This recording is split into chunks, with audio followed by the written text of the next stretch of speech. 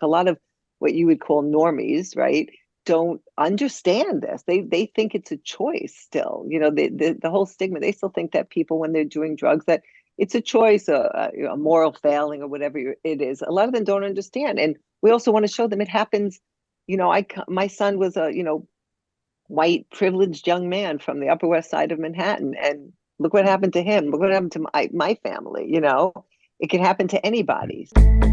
Don't Hide the Scars, a weekly podcast focused on addiction and recovery. Created by the nonprofit PAIN, Parents and Addicts in Need, and founded by Flindt Andersen. Welcoming to Don't Hide the Scars, Eve Goldberg from Big Vision. Thank you for joining Flindt Andersen, founder of Parents and Addicts in Need, and myself, Jason LaChance, on Don't Hide the Scars. Eve, glad to have you.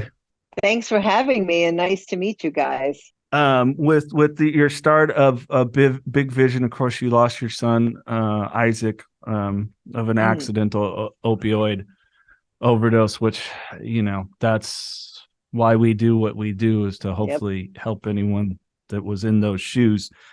But there was something really interesting that I had read. You had talked about where Isaac had come home to you, and he talked about the first time he smoked marijuana and the immediate paranoia. Yep. And Flindt and I are very vocal that, what's the right term? It's the harmlessness of it, especially when it comes to the young, undeveloped brain, is just a bunch of fodder. Yep. Right.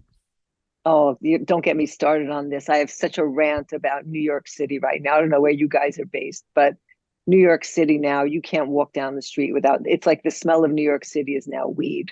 That is the new smell here. You walk I once walked 30 blocks, and I think every single block I smelled it. And it's just like, it follows you, it wafts, it like comes all the way down the street. You have no idea where it's coming from. And there's all these, mothers with their kids in strollers and just, everybody just walking around, and this has become our life. It's just become, it's legal now, so it must be good for you.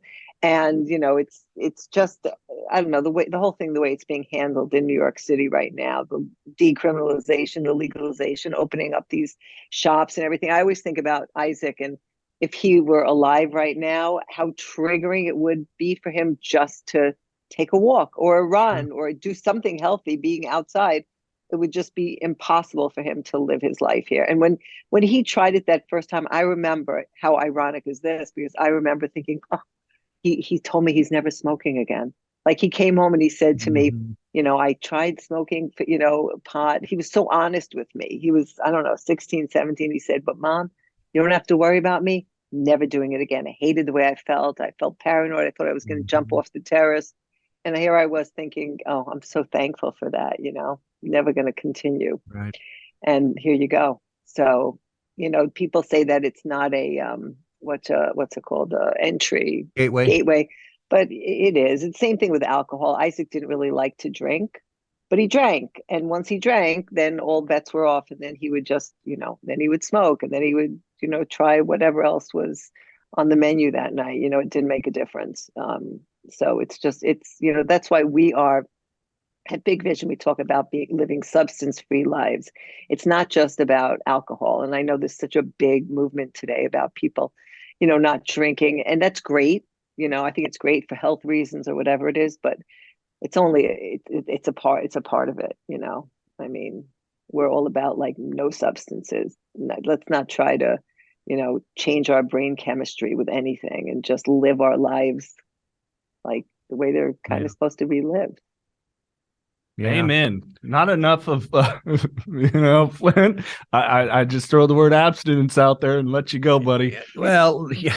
Look, first of all, I am huge on abstinence. And, when you were talking about this, one thing came to mind, and I've said this for years. Not everybody is going to turn into a flaming drug addict, right? By smoking pot or drinking, or turn into a major alcoholic, but by drinking. But this is what I say.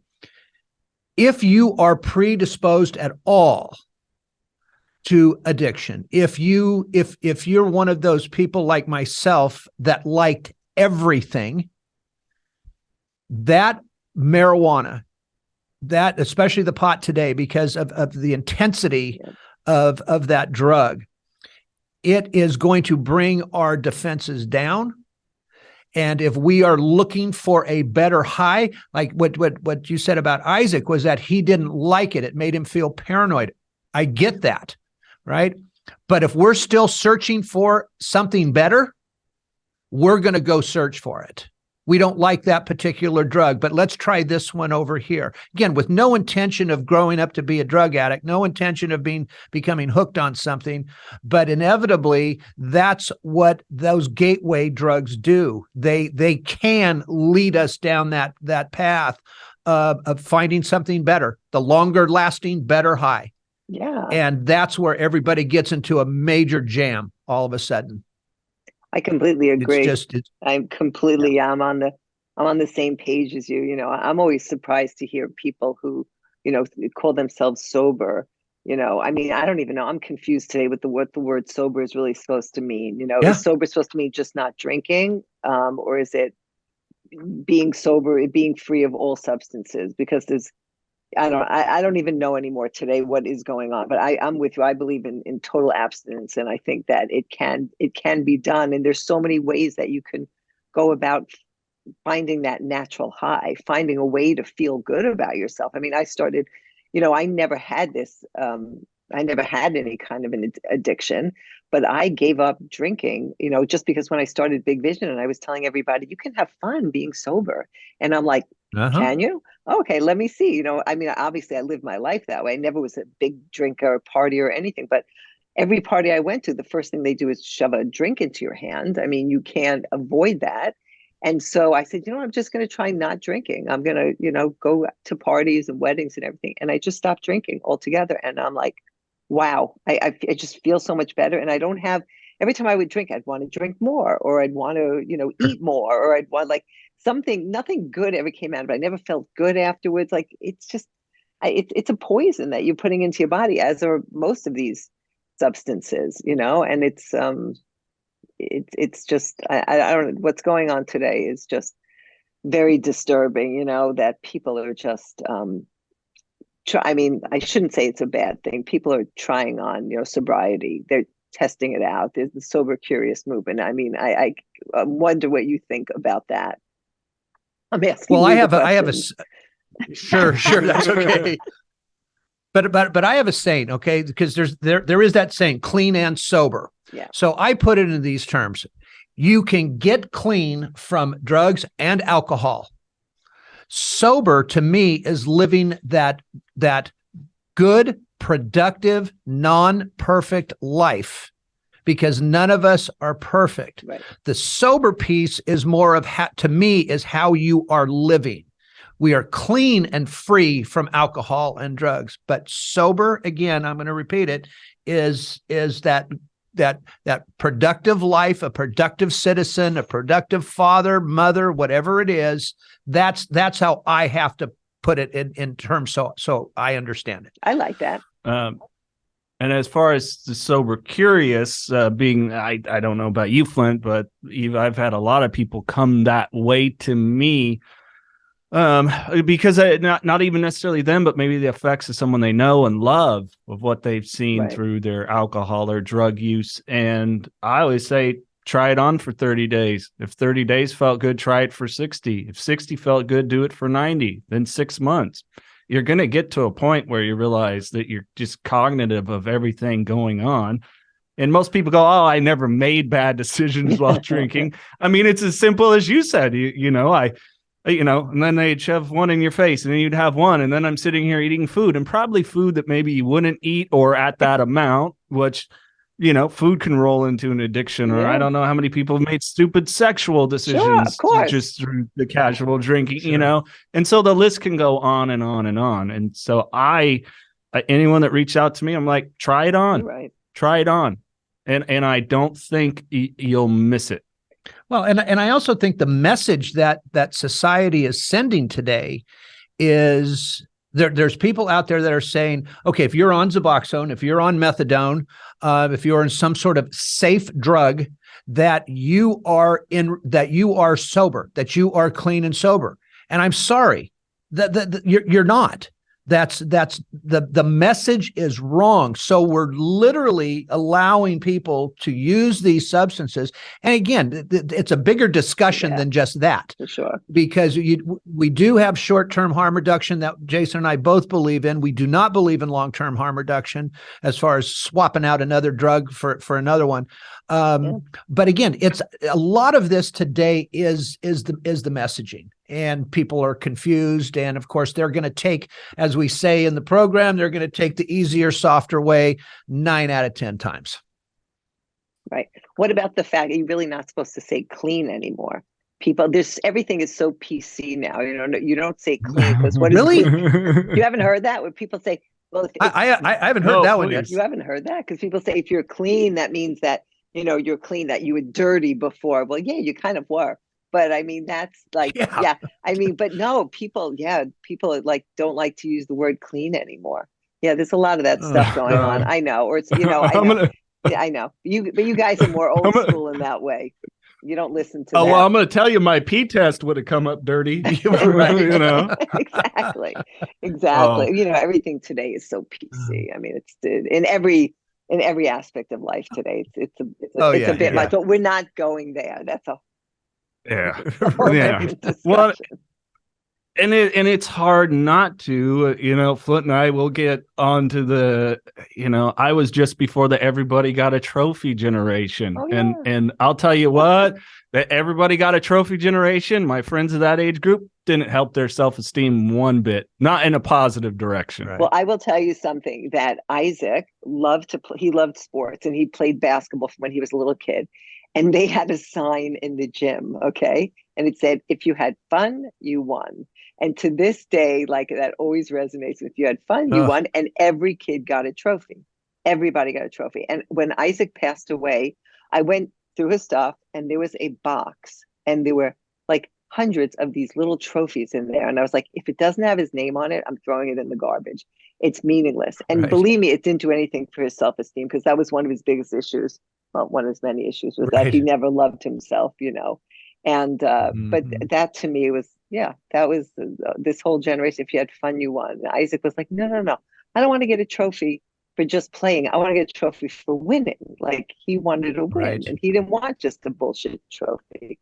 But New Perceptions North, the premier drug and alcohol treatment and recovery center in Central California. A full continuum of medically supervised, top quality care with programs for detox, inpatient residential treatment with dual diagnosis, intensive outpatient treatment, sober living, support groups, and more. With 50 plus years of combined experience and sobriety, Flindt Andersen and Thelma Gatlin Wilson provide adult men and women with the highest caliber of professional health care, treating each client with compassion and respect, and a safe, comfortable environment. To begin the process of recovery, to proudly create and sustain a life without addiction, call 559-978-1507 or visit newperceptionsnorth.com. Oh, I'm with you on that. I'm with you on that one. Let me tell you, because I'll tell you what, my kids never got a participation trophy. And by chance, if somebody were to give them one, I would have taken it, and I would have probably shoved it up the coach's ass. All right.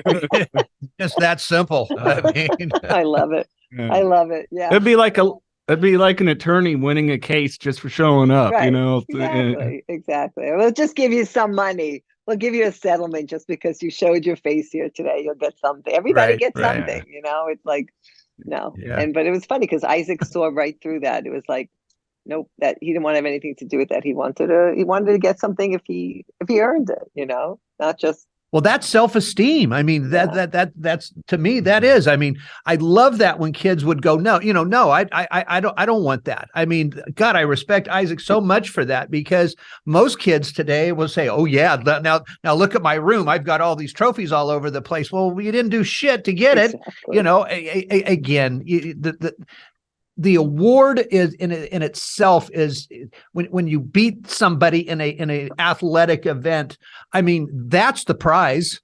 If you really are an athlete, that truly is the prize, knowing that you beat that team fair and square.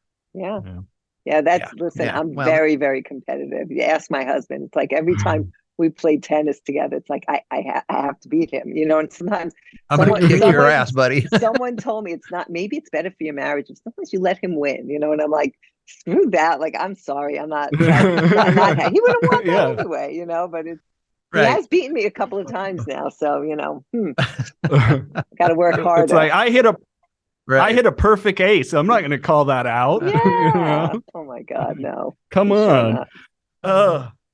I know a lot of what you do at Big Vision, very parallel to us and your 3-pillar approach within the stigma, empower and educate and create a community. What are some of the things that you've really employed to end that stigma? Because there still is a lot of it out there. 100%. There definitely is still a stigma. And I know for, Isaac passed away 9 years ago. It's better now. I mean, Isaac struggled with that. He wouldn't tell anybody, and then when he did tell people, he said, but I'm going to drink again one day. One day I'm going to drink. And sure. By the way, he came to I got married when he was, I don't know how many months sober. And I thought I did all the right things. He came with two sober friends and blah, blah, blah, whatever. And that night, guess what? He told everybody at the wedding, one day he was going to drink again. And guess when he did it? That night.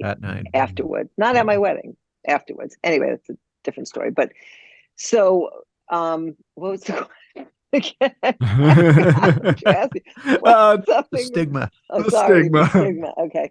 So, so, we talk about it. We talk about addiction. We talk about being in recovery. We talk about, we're very, very open about what we do and who we are and our community. Everybody who comes to an event feels like they're part of a family. They feel welcomed. Nobody has to talk about, their story per se. It's not, we're non-clinical in that way. We're just like, we do social activities, we do programming where everybody can just come and have fun and just look normal. So when we post things on Instagram or anything on our, website, you see people and they just look like they're just people, regular people having fun. And it's not like, oh, that's a sober party. That looks like they're not drinking. That looks like they're not having fun. No. So we're showing people that we're doing all the same things you do. Every activity that you could think of that you want to do, we're doing it just without substances. So to me, that's part of like the stigma of like, showing the addict and always showing the negativity, the negative part of of the addiction. We're showing the positive side of recovery. We're showing that you can have a much better life, a fulfilling life full of, with your passions and doing all the things you love to do just without substances. So just by sort of showing that, portraying that to people and making people understand, like a lot of what you would call normies, right? Don't understand this. They think it's a choice still. The whole stigma, they still think that people, when they're doing drugs, that it's a choice, a moral failing or whatever it is. A lot of them don't understand. And we also want to show them it happens. My son was a, white privileged young man from the Upper West Side of Manhattan. And look what happened to him. Look what happened to my family. It can happen to anybody. So, that to me, that's just like, our way of kind of, talking about it and showing it and just letting people know it is a problem in this world where, and we're proud of our struggles and proud of, I feel like all of our people are really warriors at the end of the day. They're fighting this fight that most normal, young people maybe don't really have to.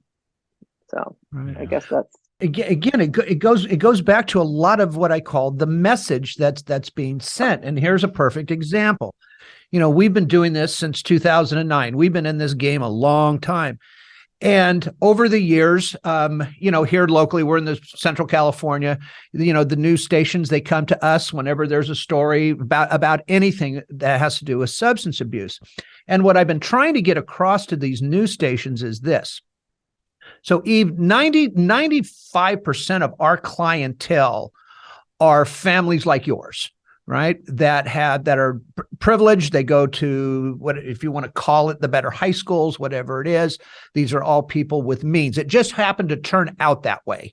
It's not something I started out to do, but that's how it turned out. But over the years, so a news station will come in, they'll do a story on us, and here's what they do. They will talk a little bit about the problem. I'll talk to them about the problem.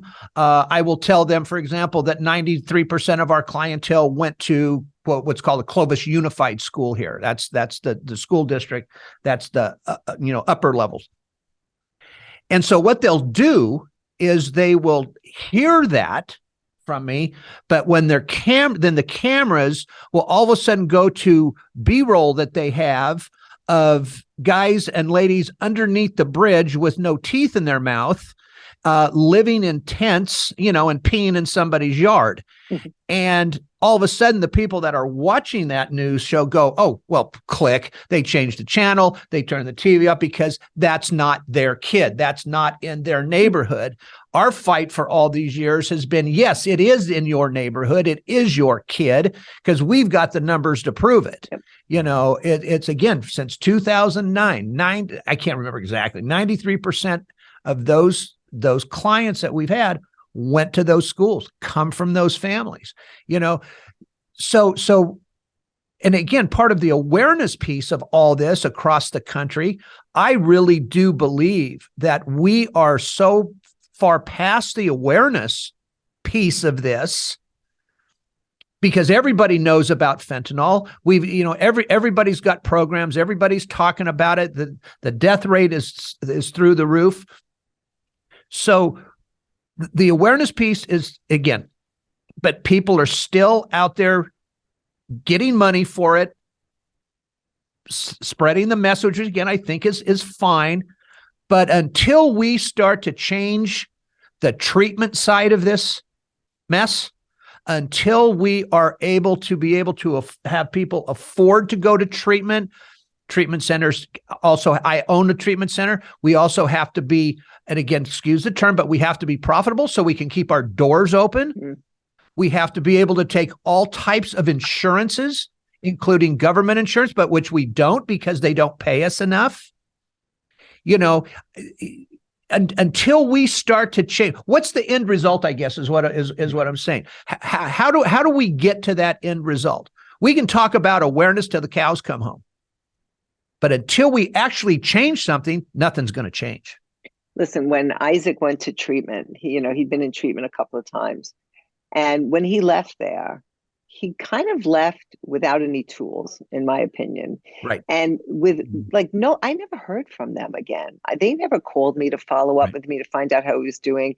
They recommended a sober living that he went to that honestly was part of their group, Yep. And they said, find a good meeting, find a therapist, and get a job or go to school. And that's why I started Big Vision, honestly, because that is not enough. That is not enough. The community, it's so cliche. They say the opposite of addiction is connection. I don't know if it's cliche, I guess, because I hear it a lot, but it's true. And community is so important. And if you don't leave with, okay, it's important to have a job. It's important to have, a therapist if you need, go to meetings, whatever. But you have to have like a community of people. You have to have things to do and be able to get back to your life. And just find that you can have fun again and you can do all the same things, just do it without substances. And I feel like, I'm not saying we're the answer to everything, but I feel like what we're doing is kind of the missing link in this whole recovery process. It's like, go to treatment, great. So most people out there who really are not in our world, they think that you go to treatment 30 days, 60 days, and you're good. You walk out the door and it's like, I'm clean, I'm good. Okay, see you later. I'm going to go meet my friend for whatever, for a drink.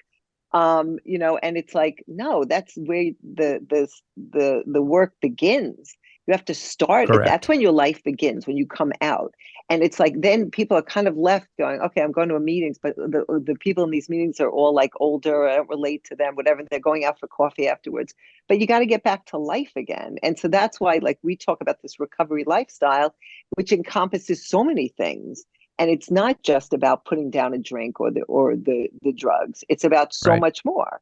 So to me, I mean, I feel like that's why I started this, because I thought that's what Isaac was really missing, was this community, was this way to go out and have fun again. We had no clue how to have fun or how to laugh without getting high first. And Right. that goes for a lot of people, a lot of young people especially. No, you're absolutely correct. So from the treatment side, again, when you look, our main goal in treatment, number one, is to get that person medically detoxed correctly, and to get those drugs out of their system within that time period that is allowed, because most of the time we're governed by what the insurance policies are telling us. That's just a fact. Now, what we do as well, at least in ours, is that we have an outpatient program afterwards, that we work with the clients while they're in treatment and residential to get them into that outpatient program. And guess what? We are telling them, and we're telling the families as well, we would like them in there, what's called PHP, would like them in there for the next 3 or 4 weeks, at least 5 hours a day, five days a week. Then we drop them down to IOP. Then we drop them down to OP. And in the meantime, we are giving them those tools to go out and Eve, we make all the suggestions that you just talked about. You know, it's getting connected, going, and we give them the right meetings to go to, because it is different for a 24-year-old to sitting around with a bunch of 60-year-olds. Right. It just is. And they have to be able to connect somewhere. Now, in defending the treatment center, so to speak, we can only do so much as far as giving that person that information and giving those families that information. I also have a family support group here on Wednesday nights we've had for 15 years. And maybe you wouldn't be surprised, but the number of parents that will start out gangbusters, and they'll come while their kid or their loved one is in treatment, but the minute they're out of treatment, the families stop coming. Yeah. They think they've got this, they've got the greatest kid in the world. This is the only kid that doesn't need all this stuff, blah, blah, blah. And invariably, we're going to see that individual back again at some point, right? Or they'll go to another treatment center, whatever it is. The hardest part in this is convincing that 24-year-old, because that age group wants everything now. They want it fast. They want it yesterday, right? They have no idea, even though we explain it to them, what those drugs have done to their brains, how long it's going to take for that brain to heal, how long it's going to take. And just like you said, getting clean's the easy part. Staying clean's the bitch. That's the hardest thing of all. I mean, I was in 4 different treatment centers before it finally dawned on me, okay, what I actually had to do. So a lot of this is the families and that individual thinking that they've got this. Yeah. So the treatment center is only going to be able to do so much once they're out of our program. Again, it's the old saying, you lead a horse to water, but you can't make him drink. So a lot of times it takes a couple of different times. And then again, that's where I think treatment centers get a bad name. Okay, look, I tell everybody around here, I do not want to grow old with you. Okay, I don't want you back. All right, because if you keep coming back, that means either I'm not doing my job right or you're not listening.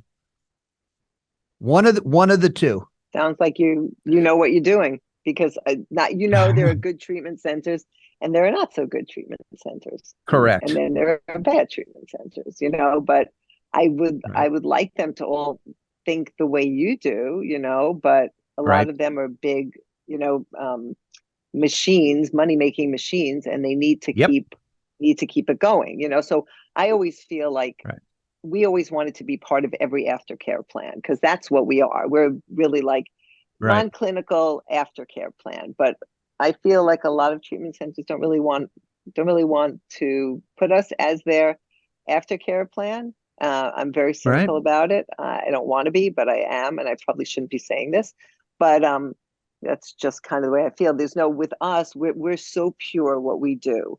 Our events are free, and we anybody can come. So no matter, you just previously incarcerated, and you're living in a facility around New York, and you're looking for, something to do, you come to our events. They come to knitting events, they come to go-karting, anything that we do, they'll come to. And they're just looking for an outlet. And so I forgot what I was saying again. Oh my God, I lost my train of thought. That's right. I do that all the time. Wait a minute. You do go-karting event. Why don't we have go-karting events? I'm telling you, I actually love what you do. I want to whip your ass on the track here, buddy. God. No, but you'd whip my ass because I'm a chicken. I'm really bad. I go really slow. It's not for me though. But that adrenaline rush is something that like people really love, and they just sure. Anything that we do, they show up for. It's just, it's a beautiful thing because everybody needs some kind of an outlet, and this is what we do. We give them an outlet, we give them a way to connect with other people, and just, we're really like saving people's lives at the end of the day. And it's a beautiful thing. We've seen people like show up to events the first time, and they're really timid and they're nervous, and they walk in the door kind of like, really unsure, like, what am I doing here? How did I get here?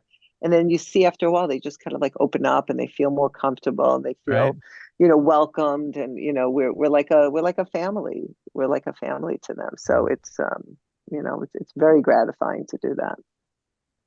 Absolutely. No, and I wish there were more organizations like yours out there, seriously, because you're absolutely correct in what you're saying and what you're doing.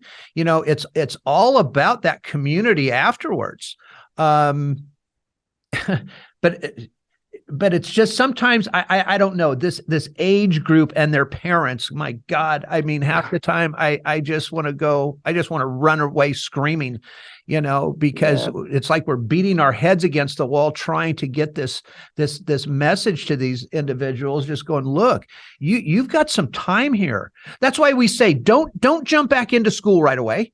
Okay, don't jump in and start taking 18 units right away. You don't need to go back to work right away, especially if, here's the other thing. We'll have teachers come into, well, I got to get back to my classroom. Well, no, you don't. Yeah. All right, because your school is actually giving you the time off to get this taken care of. So this choice now, teacher, is yours. You're the one that's bucking our system, and you're the one that wants to go back to work and jump right back into life again. Well, I'm telling you, chances of that person coming back are extremely high. Well, I have to tell you, Isaac was in treatment, and he had been in school, and I literally, heard from him. He was like cowering under his bed. He had to get out of there. He knew he was in desperate straits, and we picked him up, and he had to go to treatment. We sent him to treatment. And he was there. And Isaac, all he kept saying is, I got to go back to school. I got to go back to school, because he didn't want his friends to think of him any differently. He had to go back to school. And we were like, there's no way you're going back to school after this. It's the wrong place for you. That's where this all started. He was in a fraternity. The drugs there were rampant. And this treatment center actually sent him back to school. And I was like, you can't send him back to school. And they were like, he needs to go back. He really wants. And they let him leave 3 days early yet, because school was starting. And I was like, this is a mistake. I can't believe they did this. And what do you think happened? No shock. He didn't go back there, though, I'll tell you that much. But he relapsed very quickly. It was horrible. It was so, anyway, so I've had some not great experiences, but whatever. Starting this for me was, just, I felt, I woke up one morning and I was like, I know what I need to do in my life. And I knew nothing about this world except for my experience with my own son. I'm in a for-profit business. This is something that I started just, in his name, just because I felt like there was such a need for him. And unfortunately, I couldn't do it for him when he was alive. And, so many people encouraged me who said, oh my God, I wish this had existed when I was getting sober. And, this is something I could have used. And so I was like, all right, let me give it a shot and see if this is, what do I know? I never really started anything like this before. But you know what? There's a need for it. And here we are like 8 years later. And now we have our own space that we bought here in New York City, which is why I have these blank walls behind me, because we're about to knock. Thank you for allowing me to talk about it. I don't have a nice background here because we're about to knock all these walls down and create this Big Vision, clubhouse community center where we're going to have, all of our events. We have indoor space. We have 1,000 square feet outdoors where we can, do, big sober parties and things like that. It's going to be the first of its kind in New York. And this was always my dream from the beginning. So we're really very excited about it. It's going to be a game changer. If you or a loved one is struggling with addiction, please call Parents and Addicts in Need at 559-579-1551 or check us out online at painnonprofit.org. Follow us on social media at Pain Nonprofit. Please subscribe to the podcast and share with others wherever you get podcasts and on YouTube. To donate, please click the link in the description and help us save more lives gripped by addiction. If you need us to come out and for the grand opening, we'll come out. We'll come out and talk and do whatever we need to do. Absolutely. Because New York's one of my favorite places in the entire planet. Is it? Oh, that's nice to hear. Yeah. Oh, yes, it is. Yeah. I think you're selling it short. You have some beautiful images on the wall right now. It looks like a boxing class. Tug of war. So it's on a basketball court. I can't tell what they're doing. Tug of war. Okay. Tug of war. So every year we do a basketball tournament in June in honor of Isaac's birthday. And so we used to do it as more of like a kind of an Olympics. We had 4 teams and they did all basketball like drills and stuff. And then we did a tug of war. But now we do a competitive basketball tournament in June, which we have 40 teams usually that come. We do it at this place called Basketball City, which is an amazing facility, and we raise a lot of awareness for what we do because we have a mix of people in recovery, we have friends, family, whoever wants to play basketball, and it's very competitive and it's a lot of fun. That's what we do for Isaac, because that's what his passion was, basketball. Is there participation trophies? I have to ask. Is there participation trophies for that? No. If you don't win, you don't get a trophy, but you will get. Get a swag bag. But everybody gets a swag bag. But that's they pay a fee to get in, so you get a swag bag. But no trophy in there. Nope. Yeah, even if you got a team like a team Isaac, you can fly me in as a ringer. Okay? Are you a good basketball player? Jason's a basketball player. Oh, he's a basketball player. I made it to college. I made it to college level, but after that, it was pretty clear I wasn't going to go much further. Right, so I'm okay. That's perfect because we don't want anybody past college level in this tournament. It wouldn't be fair. Let me ask, because you've brought it up a few times, and boy, when you were talking about the people that come in and takes a while to open up, I can relate to that because believe it or not, even as it, I host events and things like that. That's an easy thing to be outgoing. Otherwise, I'm very reserved and shy. And so what for Isaac, did he always feel kind of an outsider? I know you've talked about his anxiety and, a lot of that stuff, maybe desire to fit in. I think, like I said, it was all in here. I mean, he was this beautiful young man and he was, liked by everybody. He had a great personality. He was funny. He was a good athlete. On the outside, he looked like it all seemed fine, but he just didn't have that confidence, which all goes back from the whole trophy situation, getting the trophies for nothing. But he struggled a lot. He struggled a lot with his self-confidence. But he always had friends. I mean, he always had friends, and that wasn't a problem. It was when he started using drugs, then he was hanging out with the wrong friends, obviously. But I guess he kind of felt like an outsider. Like when he was little, he had learning issues. Don't say disabilities anymore. And he had to go to a special school, which made him crazy. He had to leave his school that he was in and go somewhere else for kids who were, had learning differences. And I don't think he ever recovered from that. I think that was another thing that he always felt like he didn't fit in because of that. It made him feel stupid. It made him feel, it's another issue with schools, certain schools that don't have like he was very smart. He just learned differently. So he had to go to a different school, and I don't know. He never recovered from that. But other than that, I mean, he was a great kid, and he was, but I guess on the inside, he kind of always felt like an outsider, on the inside, he never felt good enough. He never felt smart enough or good looking enough. He really struggled with his with self-confidence in his identity. Yeah. I always wonder where that struggle comes from within us. It's I mean, most people that turn to substances and wind up in the whole addiction mess, there's always a reason somewhere, no matter what that reason is. Again, mine was Jason knows, was medical. I was born with an ailment that caused me to have a surgery a year from the time I was born to the time I was 13. I've had 27 cents, something like that. And so a lot of that, for me was just that, were those surgeries, the fact that I was on some sort of opioid for all those years. Opioid receptors changed. Everything was screwed up in my head.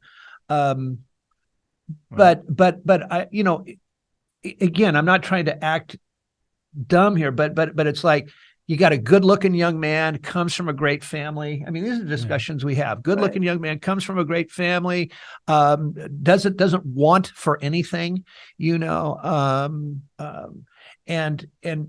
I know we're all a little, what's the word I'm trying to think of here? We're always worried about the way we look or the way we talk or the way we act or the way we do self-conscious. Exactly. But I guess the $1 million question is then, why do we, me included, you included, why do we turn to those things? And Eve, like you said, you've never dealt with this. What was different with you that you didn't go down that road, or my wife who never went down that road? Is it a crapshoot? I mean, I think it's a crapshoot. I think it's a crapshoot. I mean, but I think for Isaac, the fact that he had these learning issues, which was tough for him. When he had these at a really young age, he used to have OCD.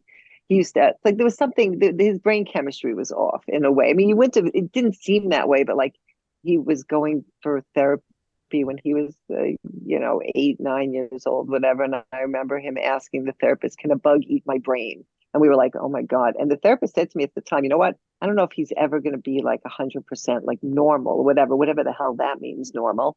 And he couldn't, like, he had a hard time sort of like telling jokes. Like he never knew how to tell a punchline. And like, there were all these like things, he had his brain was just different, and then I think because he wasn't accepted so much for being different in that way, because he had to switch schools, and well, then I also got divorced from his father, and I'm sure that didn't help matters. But I think that all those things together added to him, not feeling good about himself. And then what happens when you don't feel good about yourself? You want to disappear. And how do you disappear? Yeah. How do you, get away from yourself? It's the only is to shut your brain off, to numb yourself. And so like, that's probably how it started, I mean, that's all I could imagine. And also he had ADD, when he was borderline ADD, so they gave him medication, and I kept him off it for years. I fought it. I had him do acupuncture. I had him on different herbs and like all these things. I didn't want to put him on medication at such a young age. But then, when he was in high school, I think he was being medicated for anxiety, whatever. And he would go to a psychopharmacologist. He'd be in there for 5 minutes and come out with a prescription. I'm like, did the guy even talk to you? Like what? Right. Like, the whole system today, so I don't know. I just think his brain was just wired differently. And sure. I don't know. Listen, I don't know. There's asking the question why is just doesn't get us anywhere. Why? Who the hell knows? We have no control, and we have no fucking clue. I can relate to what you're saying about Isaac being dyslexic, and definitely felt ostracized because he goes to the special class, right? And so it was a lot of that healing, that my brain just works different. And I am an odd bird, and it's okay, but it's taken a lot of time to just kind of accept that. And I think that is really tough, especially when we're young. We spend so much time comparing our insides to everyone else's outsides, and we think that person has it together. I mean, I hate the cliche story of I don't know about you guys, but a lot of the people that were the cool kids in my high school ended up not going too far. Yeah. Right. That was kind of the top out, Yep. you know, and where we were envious of them, and you know, and so it's so hard because we only know what we know in the moment, you know. And I can relate to that too. I think I started antidepressants at 17, went in, psychologist, my mom, yep, depressed, here it is, here's Prozac, there you go. Right. Yeah. Exactly. And that stuff screwed me up. Yeah. Yeah. Everybody's like, you're always happy, isn't that a good thing? No, because some bad shit just happened. Oh, well, yeah, I guess, you know, it's like I was numbed out to life. You know, I had a very beautiful girlfriend inside and out at the time, and my interest in that time with that individual in every aspect was completely gone. It was just like, yeah, life is good. Okay. Oh my God. Yeah. Well, you know what? Today it's also like, you feel sick, here's a pill. You know, you're feeling a little depressed, here's a pill, here's a pill, here's a pill, here's a pill. Oh my God. Like, you can have a pill for everything. Everybody is on something, you know, because we all have something. I mean, I may not have an addiction, but I've got a lot of shit going on in my brain that I need to deal with, you know, that makes me crazy. And, you know, you could just keep, you know, medicating yourself for all these things. I started doing yoga. I became a certified yoga instructor. I don't teach yoga now, but I do it religiously, and it helps me. Just breathing, you know, breathing exercise. It's a very simple thing. We need to breathe to live. And you know what? Breathing just helps calm us down. It just, you know, helps clear our heads, you know, meditation, all these kind of things. There are just things that you can do. You know, it's just a matter of, you got to be patient. Take some, like you said, everybody wants immediate. Take a pill. I feel better. I'm good. Okay, go on. I don't need to like take an hour to do yoga in the morning or whatever. So. Well, and I think that's awesome that there at Big Vision, you offer so much of activity, because I'll tell you, if you're doing yoga, driving a go-kart, tug of war, boxing class, if you do it right, you're forced to become connected with yourself. And we talk about it, these things right here. Oh, these phones got too much of our time and attention, and it sucks because with the work we do, we can be really attached to them, and it's a challenge. And I've improved, Flindt. It's a challenge to go home, shut my phone off, not put it on silent, but shut it off and sit with yourself. And I think you've challenged me to an hour. I can do about 20 minutes now before the brain starts going. Pretty good. But I'm with you on the breath work and all these things is really, we've got to try to reconnect with ourselves, check in with ourselves. And it's just, I worry that society wise, we just, you know, we meet the demands of people. Oh, I sent you a direct message or a text and you didn't reply to me. And, you know, it used to be the day, I miss the days where it was like you called, hey, this so-and-so, is Jason there? And mom would be like, no, but I'll let him know that you called, and there's just a no. And you call back when you can or you choose to. And, you know, we've changed our accessibility that we give to others so much that it's like, oh, sometimes, sorry, I just gotta, you know, get a little distance from technology and connect with this. Well, you know, it's also interesting that most people that come out of treatment and hopefully starting their recovery,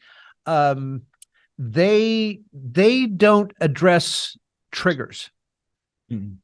Triggers are an enormous problem with all of us that are in recovery. And again, triggers could be a sight, a sound, a smell, a song on the radio, a car backfiring, a street corner that you pass, the marijuana smoke walking down the streets in New York, you know, all those things. And they can send our brains back in an instant to going, okay. And I'm going to give you one. I pull into a gas station. As a kid, and having all those surgeries, ether was the anesthesia of the day. And if I pull into a gas station and there's ether and gasoline, and if I catch and it's not very often this happens, but every now and then I'll catch that whiff of ether, I have to move my car. Wow. Okay. I whether I've got $5 in it or $20 or whatever it is, I have to move my car because that smell takes me all the way back to laying on that operating table, looking at that mask coming right over my face, you know. And the kids today, the young people today, they don't know how to deal with that trigger. And trying to explain that to a parent And by the way, I'll tell the parents, look, a trigger could be you guys pulling out wine for dinner at Easter in their first couple years of recovery. So no, don't do that. Right. But how many of them actually don't do that? I'm going to venture to say not many. Well, I have to say in defense of parents, because I am a parent and I was a parent to a child that was struggling.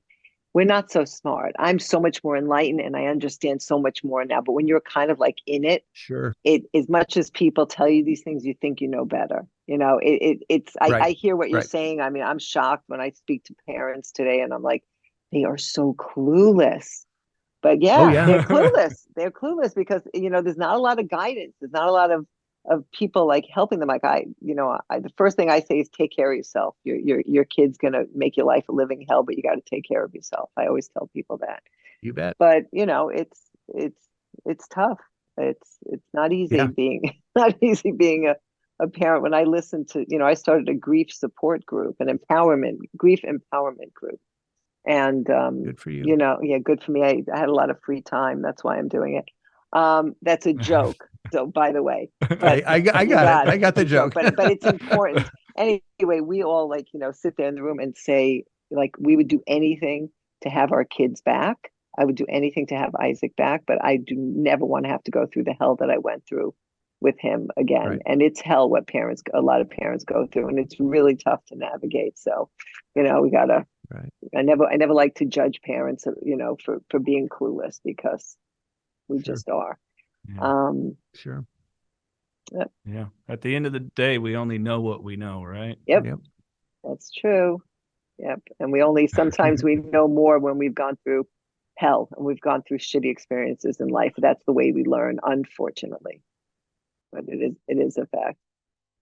Our administrative assistant here, Pamela Smith, she lost her son to a fentanyl overdose. Yeah, you saw her in the documentary.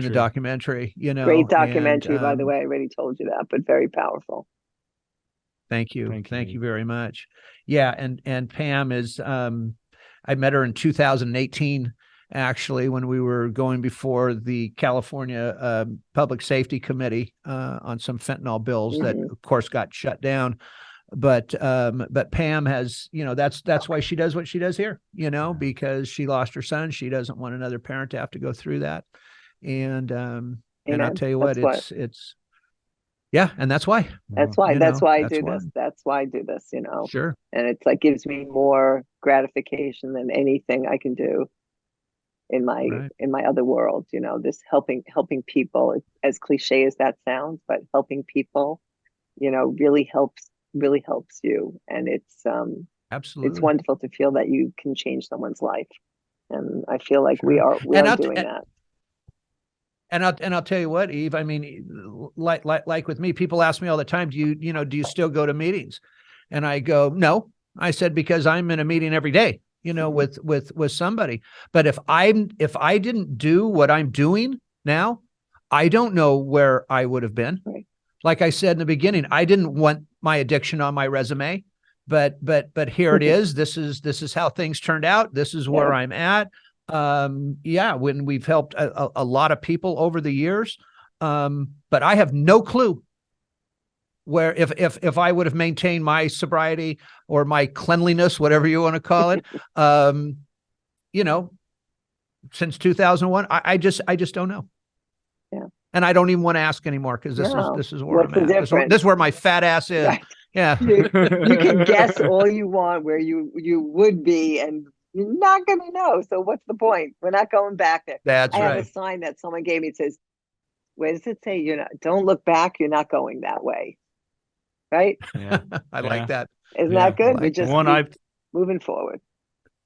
That's right. Yeah. The one I tied to is life lived forward, lessons learned backwards. Oh, I like that too. I like that one. Just how it goes. Put that on a bumper sticker. Eve, there you go. Paying bumper stickers. Life lived forward, lessons learned backwards. There we go. Start a business. Please, if people want to know more about Big Vision, and we do get listeners, viewers all over the country, some in New York, maybe want to get involved, reach out, whatever it is. How can they find out more? So it's BigVision.NYC, and everything should be on our website. We are, constantly we post all our events on there. So if there are people in New York or around the New York area who are interested in coming or volunteering or donating money, might as well give a pitch for that, because we're doing a very big capital campaign right now to raise money to build this first ever Big Vision Clubhouse, where we can have a space for young adults in recovery to come and hang out and have amazing activities. And it'll be a sober event space, and it's really exciting, and there's nothing else like it in New York. So we need to raise serious money for that, and we have a lot of great naming opportunities. I have parents who've lost children who've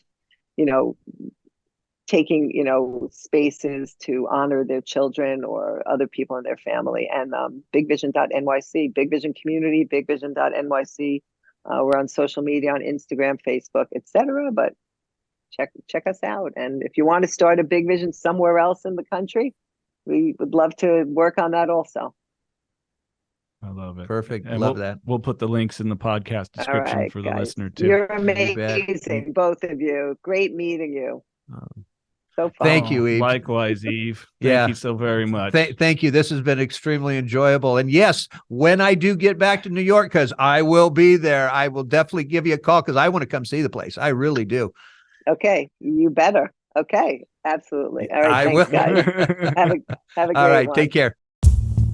If you or a loved one is struggling with addiction, please call Parents and Addicts in Need at 559-579-1551 or check us out online at painnonprofit.org. Follow us on social media at Pain Nonprofit. Please subscribe to the podcast and share with others wherever you get podcasts and on YouTube. To donate, please click the link in the description and help us save more lives gripped by addiction.